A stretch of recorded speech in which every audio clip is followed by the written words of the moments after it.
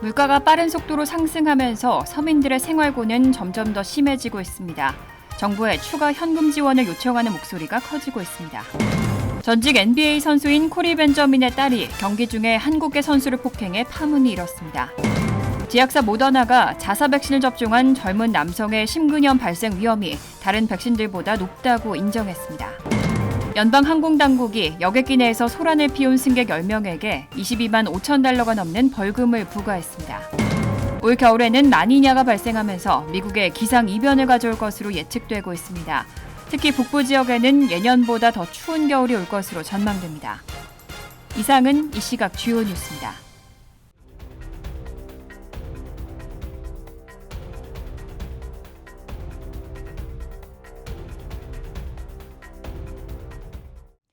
시청자 여러분 안녕하십니까? KBN 뉴스입니다. 식료품부터 가스, 자동차, 주택 임대료까지 물가가 빠른 속도로 상승하면서 서민들의 생활고는 점점 더 심해지고 있습니다. 온라인을 중심으로 정부의 추가 현금 지원을 요청하는 목소리가 커지고 있습니다. 시사주간 뉴스위크는 최근 4차 부양체크를 요구하는 청원에 500여만 명이 서명에 동참했다고 보도했습니다. 서명자들은 미국의 경제는 숫자로만 회복되고 있을 뿐 식품과 에너지를 비롯한 모든 물가가 급등하면서 서민들의 생활고는 심각해지고 있다며 1,000에서 2,000달러의 4차 경기부양체크 지급을 강력히 요구하고 있습니다. 모든 미국인에게 월 2,000달러를 지급하라는 내용의 청원이 한창인 Change.org에는 오늘 오후 기준 무려 295만여 명이 서명에 동참하고 있어 곧 목표인 300만 명에 도달할 것으로 예상됩니다. 이와 함께 기본소득으로 매달 2,000달러를 제공하라는 청원에도 약 39만 명이 서명 동참했고 매달 2,000달러씩 현금을 지원하라는 내용의 각기 다른 청원들에도 각각 20만 명 정도가 서명에 동참하는 등 Change.org에서만 7개 청원에 400만 명 가까운 서명이 이어지고 있습니다. 여기에 시니어에 대한 현금 지원 청원 등을 포함하면 서명자는 500만 명에 육박합니다. 시니어들은 사회보장연금이 올해 1.3% 올랐지만 물가는 5% 이상 급등해 이미 심각한 생활고에 빠져 있다고 토로하면서 4차 부양체크로 1,400달러씩 별도로 지급하라고 촉구하고 있습니다. 하지만 정치권은 조 달러 규모의 인프라 투자 법안과 2조 달러 규모의 사회복지성 예산 법안에 올인하고 있어 현금 지원은 뒤로 밀린 분위기입니다. 하지만 내년 중간선거를 앞두고 추가 현금 지원에 대한 논의가 불가피할 것이라는 예상입니다. 치솟는 물가는 바이든 대통령에게 도전 과제가 되고 있습니다.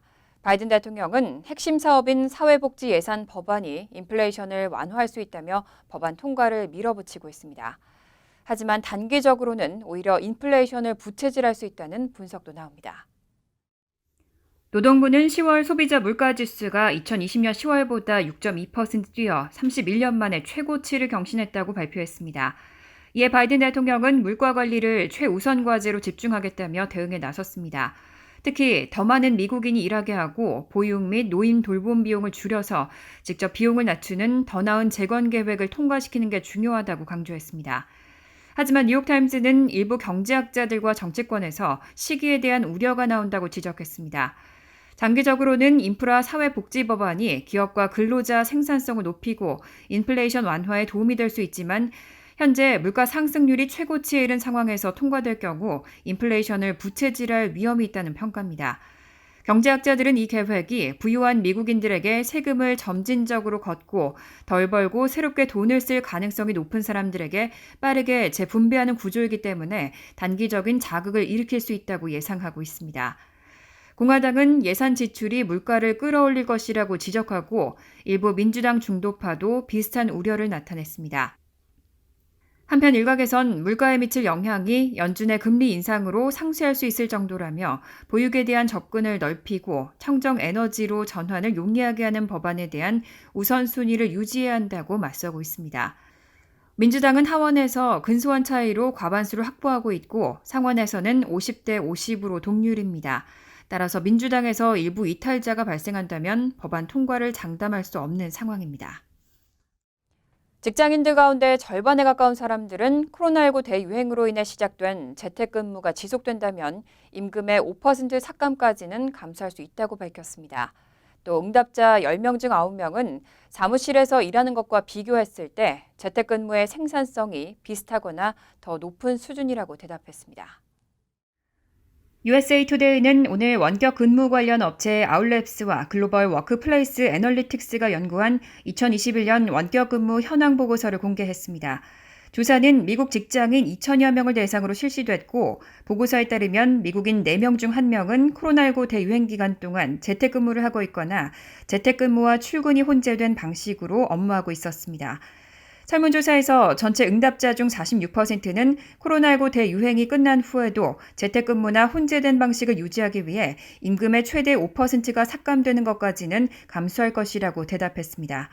또 40%는 최대 10%의 삭감까지 감수하겠다고 대답했고 10% 이상의 삭감까지 받아들일 수 있다는 응답도 37%에 달했습니다.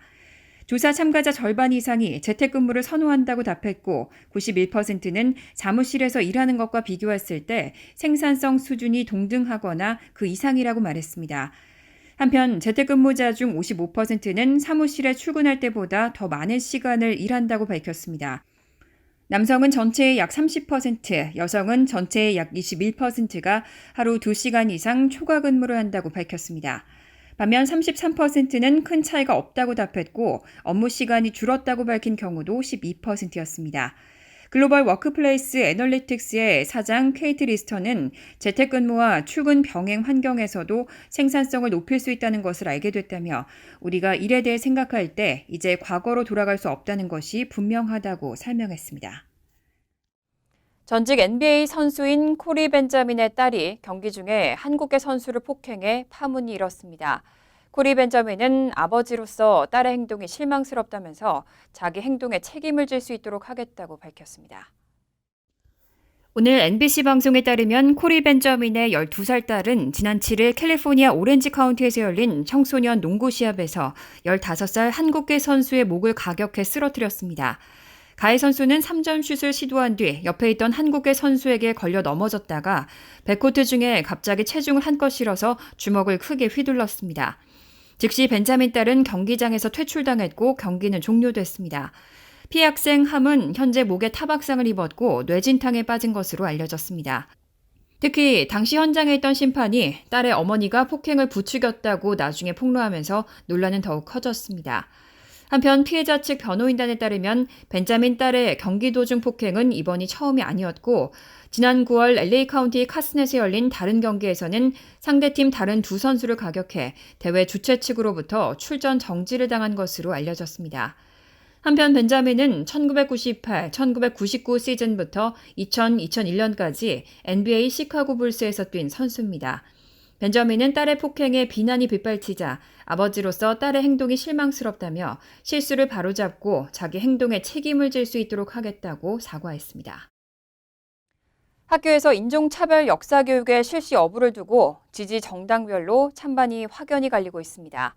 최근 실시된 여론조사에서 민주당 지지층은 인종차별 역사교육을 90% 넘게 찬성했지만 공화당 지지층은 반대 의견이 40%를 넘었습니다. 몬머스대가 지난 4일부터 8일 성인 811명을 대상으로 한 여론조사에 따르면 공립학교에서 인종차별 역사를 가르쳐야 한다고 보냐는 설문에서 응답자의 75%는 찬성, 21%는 반대한다고 대답했습니다. 지지 정당별로는 민주당 지지층은 94%가 찬성하고 5%만이 반대하면서 찬성 응답이 압도적으로 많았습니다. 하지만 공화당 지지층의 경우 54%가 역사교육에 찬성했고 43%는 반대한다고 대답했습니다. 특히 비판적 인종이론 수업 여부의 경우 공화당 지지층은 16%만이 찬성하고 78%는 반대한다고 대답했습니다. 민주당 지지층의 경우는 75%가 찬성했고 반대는 15%에 그쳤습니다. 비판적 인종이론은 미국 내 인종차별이 개인이 아니라 백인이 주도해온 사회 시스템과 법률 차원의 구조적 문제라는 관점에서 차별 문제에 접근하는 학문입니다. 학교 현장에서 이를 가르칠지를 두고 진보와 보수 진영 간에는 격렬한 찬반 논쟁이 벌어지고 있습니다. 몬머스대 여론조사연구소 책임자인 패트릭 머레이는 메시지를 통제하는 사람은 대중이 어떻게 반응할지도 통제한다며 이번 조사는 부정적인 메시지가 대중이 마음속으로 어떤 이슈를 재구성하는 데 있어 매우 강력한 영향력이 있다는 걸 보여주는 것이라고 설명했습니다. 공화당 유력 인사들이 비판적 인종이론 교육에 부정적인 태도를 취한 것이 지지층에도 영향을 미쳤다는 것으로 풀이됩니다. 제약사 모더나가 자사 백신을 접종한 젊은 남성의 심근염 발생 위험이 다른 백신들보다 높다고 인정했습니다. 하지만 돌파 감염 사례는 더 적다면서 백신의 효용이 부작용 위험을 능가한다고 강조했습니다. 폴 버튼 모더나 최고 의학 책임자는 어제 기자들과의 통화에서 화이자 바이오엔텍 백신보다 모더나 백신이 30세 미만 남성 가운데 심근염 발생 건수가 높다고 인정했습니다. 모더나와 화이자 바이오엔텍 백신은 둘 다 mRNA 계열입니다. 버튼 CMO가 인용한 프랑스의 통계를 보면 12세에서 29세 남성 중 모더나 백신은 접종자 10만 명당 13.3건의 심근염이 발생했습니다. 화이자 바이오엔텍 백신은 10만 명당 2.7건으로 집계됐습니다. 유럽에서는 지난 7월부터 모더나 백신의 청소년 접종을 승인했지만 심근염 위험을 이유로 핀란드와 스웨덴 등 북유럽 국가들은 30세 이하 남성에 대한 접종을 중단한 상태입니다. 하지만 버튼 CMO는 질병통제예방센터의 통계를 인용해 모더나 백신 접종자의 코로나19 돌파 감염 비율이 화이자 바이오엔텍이나 존슨앤존슨의 자회사 얀센보다 낮은 것으로 나타났다고 강조했습니다. 일각에서는 모더나 백신의 심근염 위험이 상대적으로 더 높은 이유가 테스토스테론과 같은 호르몬이 원인일 가능성도 제기하고 있습니다. 또 모더나 백신이 화이자 바이오엔텍 백신보다 mRNA 양이 많다는 점도 원인 중 하나로 지목됩니다. 버튼 CMO는 용량을 절반으로 줄인 부스터샷 접종자 가운데 심근염이 발생한 사례는 아직 한 건도 없었다며 앞으로도 계속 관찰할 계획이라고 전했습니다. 미시간주에서 연방지방법원이 납성분이 함유된 수돗물로 피해를 본 주민들에게 6억 2,600만 달러가 넘는 합의금을 지급하라고 중재했습니다. 합의금은 대부분 피해를 본 어린이들의 치료 비용으로 쓰일 예정입니다. 오늘 AFP 통신 등에 따르면 미시간주 동부연방지방법원은 지난 10일 미시간주 플린트시 주민들이 납성분 수돗물로 인해 주정부 등을 상대로 제기한 소송에서 6억 2,600만 달러를 지급하라고 중재했습니다. 지급액 가운데 대부분인 6억 달러는 미시간주가 부담하고 합의금 대부분은 수돗물로 피해를 본 어린이의 치료 등에 쓸 예정입니다. 재판부는 이번 결정에 대해 포괄적인 보상 프로그램과 시간표를 제시한 점 등에서 주목할 만한 성과라고 평가했습니다. 디트로이트 북서부에 있는 인구 10만의 쇠락한 공업도시 플린트시는 휴런호를 상수원으로 하는 디트로이트시에서 수돗물을 공급받아 왔습니다. 하지만 릭 스나이더 주지사 재임 당시인 2014년에서 2015년 휴런호 대신 플린트강을 상수원으로 쓰면서 문제가 발생했습니다. 산성화하고 오염된 강물이 상수도관을 부식시켰고 주민들의 납중독으로 이어진 겁니다. 지역 주민들은 수돗물에서 악취가 나고 어린이의 피부에 발진이 생긴다는 등의 고충을 토로했지만 당국은 1년 이상 수돗물 사용을 중단시키지 않았습니다. 결국 5세 이하 영유아의 혈중 납수치가 1년 만에 2배 가까이 증가한 사실이 확인됐습니다. 당시 플린트시 인구는 9만 9천 명, 이 가운데 어린이는 1만 8천에서 2만 명 수준이었습니다. 흑인 인구가 60%, 극빈자 비율이 40% 이상인 플린트시에서 발생한 이 사태는 정부 운영의 실패 사례이자 환경적 불평등과 인종차별의 상징이라는 비판을 받았습니다. 연방항공당국이 여객기 내에서 소란을 피운 승객 10명에게 22만 5천 달러가 넘는 벌금을 부과했습니다. 올해 들어서만 5,114건의 기내 소란 행위가 집계됐는데 3,700건가량은 마스크 착용 지침과 연관이 있었습니다. 연방항공청은 어제 보도자료를 내고 기내에서 승무원을 폭행하거나 쓰레기를 던지고 마스크 착용을 거부하며 욕설을 하는 등 기내 규칙을 위반해 고발된 승객 10명에게 22만 5,287달러의 벌금을 부과했다고 밝혔습니다. 한 여성은 안전벨트를 매라는 승무원의 지시를 거부하고 남편과 아들에게 주먹을 날리고 고함을 쳤다가 벌금 3만 2천 달러를 부과받았습니다. 이 여성은 승무원에게 쓰레기를 던지고 근처 다른 승객의 쿠키를 훔치다 적발되기도 했습니다. 다른 여성은 마스크 착용을 거부하고 비행기에서 내리면서 승무원의 가슴을 밀치는 등 물리력을 행사했다가 벌금 24,000달러를 통지받았습니다. 또 뉴저지주 뉴아크에서 플로리다주 폴트로더데일로 가는 항공기에서 한 남성 승객은 승무원에게 모욕적인 언어를 사용하고 소리를 지르며 밀치다가 비행기는 결국 버지니아 리치먼드로 회항했고 남성에게는 17,500달러가 부과됐습니다. 연방항공청은 올해 들어 지금까지 5,114건의 기내 소란 행위가 있었다며 3,710건은 마스크 착용 의무를 거부한 것과 관련돼 있다고 밝혔습니다. 연방항공청은 올 초 승무원이나 다른 승객을 위협하거나 공격하는 승객은 최대 37,000달러의 벌금이나 징역형을 부과할 수 있도록 처벌을 강화했습니다. 특히 비행 방해죄로 기소되면 최고 20년의 징역형을 받을 수도 있습니다.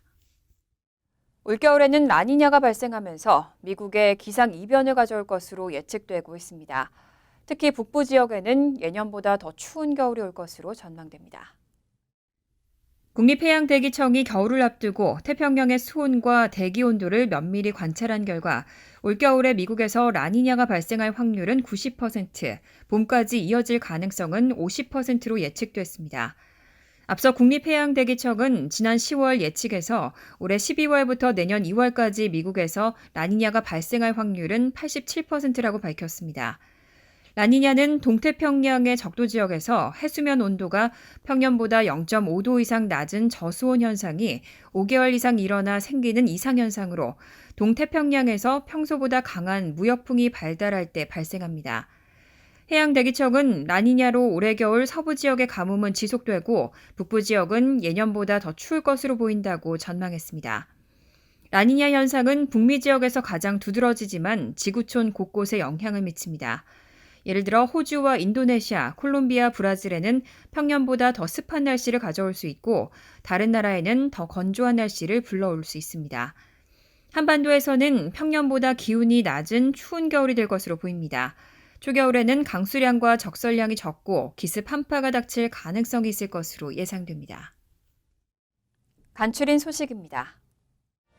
워싱턴 DC 연방항소법원은 백악관 문서 공개를 막아달라는 트럼프 전 대통령의 항고와 관련해 해당 문건의 공개를 일시 보류할 것을 명령했습니다. 전직 대통령에게는 대통령 기밀 유지 특권이 적용되지 않는다면서 문건 공개를 결정한 하급심 판결에 일단 제동을 건 겁니다. 재판부는 문건이 공개돼선 안 된다는 트럼프 전 대통령의 주장을 판단할 시간이 필요하다고 이유를 설명했습니다. 해당 문건은 당초 10일 의회 난입 사태의 진상을 조사 중인 하원 특별위원회에 전달될 예정이었지만 이번 결정으로 공개 여부는 이달 30일 심리 진행 후 결정될 것으로 보입니다. 전문직 취업 비자 또는 주재원 비자 소지자의 배우자가 일을 하기 위해 취업 허가를 받거나 이를 갱신하는 절차에 대한 규정이 완화됩니다. 변경된 규정에 따르면 L1 비자 소지자의 배우자에 해당하는 L2 비자 소지자는 별도의 취업 허가를 신청할 필요가 없이 일을 할 수 있게 됐습니다. 또 H1B 비자 소지자의 배우자 H4 비자 소지자의 경우는 비자가 만료되지 않은 경우 취업 허가가 최대 6개월간 자동 갱신됩니다. 뉴저지 경제인협회 제20대 회장에 홍진선 현 회장이 재선출됐습니다. 협회 선거관리위원회는 지난 8일 제20대 회장 선거를 통해 홍 현 회장을 차기 회장으로 선출했다고 밝혔습니다. 선관위는 투표 후 이 여부 수렴 기간 동안 이의 제기가 없어 10일 당선자를 확정 공고했습니다. 홍 회장은 월드옥타 본부로부터 부당하게 지회 자격을 박탈당한 데 대해 끝까지 투쟁하고 협의의 직위를 회복하겠다고 밝혔습니다. 유튜브는 어제 싫어요 버튼은 유지되지만 싫어요 수는 비공개로 전환해 채널 운영자만 확인이 가능하도록 하겠다고 밝혔습니다. 이번 업데이트는 구글 비디오 서비스가 올 초 진행한 실험에서 착안한 것으로 해당 실험에서 싫어요 수를 노출하지 않은 것이 의도적으로 싫어요 수를 늘리는 일명 싫어요 공격이 줄어드는 효과를 가져왔기 때문이라고 전했습니다. 유튜브 측은 이번 조치가 부당하게 이루어지는 싫어요 공격으로부터 크리에이터들을 보호하기 위한 조치라고 강조했습니다. 환율과 증권 소식입니다.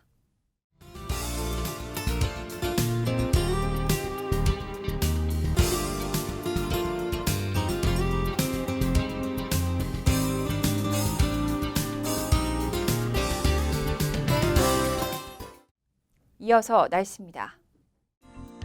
토요일은 오후부터 구름이 많은 가운데 곳에 따라 돌풍과 함께 소나기가 내리겠습니다. 낮 최고 기온은 59도, 접시 15도, 밤 최저 기온은 39도, 접시 4도로 예상됩니다. 일요일은 대체로 화창하겠습니다. 월요일도 대체로 화창하겠지만 오전에는 30% 정도로 소나기 가능성이 있습니다. 이상으로 KBN 뉴스를 마칩니다. KBN과 함께 즐거운 저녁 되시기 바랍니다. 미 동부 최대 한인방송 KBN이 제작하는 KBN 뉴스는 웹사이트 mykbn.com 그리고 유튜브와 페이스북에서 다시 보실 수 있습니다. 좋아요, 구독, 알림 설정은 뉴스 제작에 큰 도움이 됩니다.